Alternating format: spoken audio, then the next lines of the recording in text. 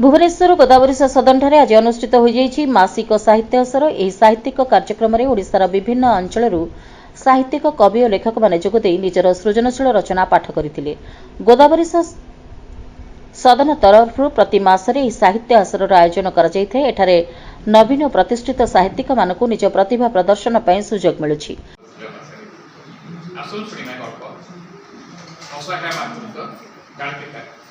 श्रीमती परिणीता साहू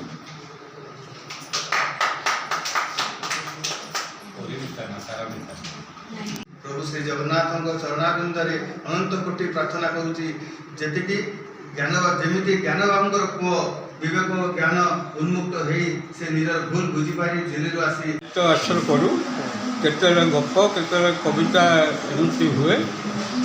आज गल्प पाठोत्सव थिला। आज आमर सम्मानित अतिथि भाव अरुण कुमार साहू सुसाहित्यिक अरुण कुमार साहू आसिक जोग। अरुण कुमार साहू जी विधायक जी ना विधायक नुहति सी होती आमर नालकोर जड़े अफिसर जड़े साहित्यिक। तेणु सबू मसरे आम सेकेंड सैटरडे हुए। केवल दोल पूर्णमी अक्षय तृतीया एमती किसी जो गोदावरी वर्षा मंगल पुण्यतिथि जयंती ये चारिटा केवल। आज कौन सब थीम थिला? आज केवल कविता उपरे मनोज दास गल्प उपरे आलोचना थिला।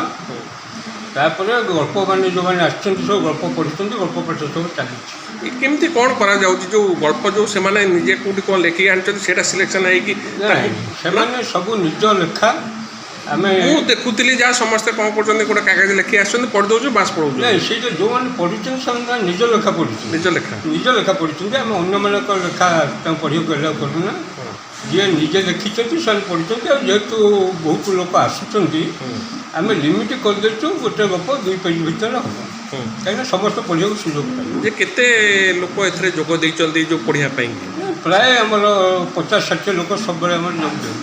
ये जो जोग दे साहित्य असत निहाती कम गोटे भल साहित्य हो कविता यहाँ आम परंपरा आम ओडिया परंपरा।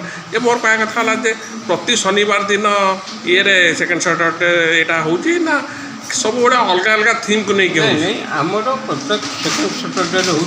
आज गल्प ना कविता गल्प कविता पाठोत्सव पूर्व आम कविता विषय बा गल्प विषय जड़े विशिष्ट कवि लेखक को डाकिकी से प्रथम सूचना गल्प विषय कहती कविता विषय कहती तापर आमर आरंभ हुए कविता कविता पाठोत्सव यार उद्देश्य कौन?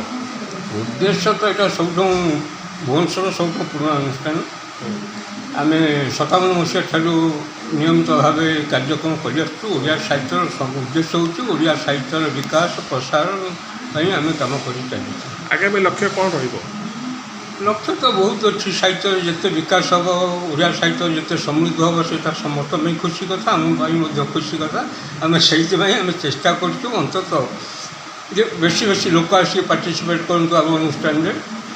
आम अन्य आमर ये बहु अन्य साहित्य अनुष्ठान मैंने आसिक साहित्य सभा मसरे कर विभिन्न समय चली विकास करने।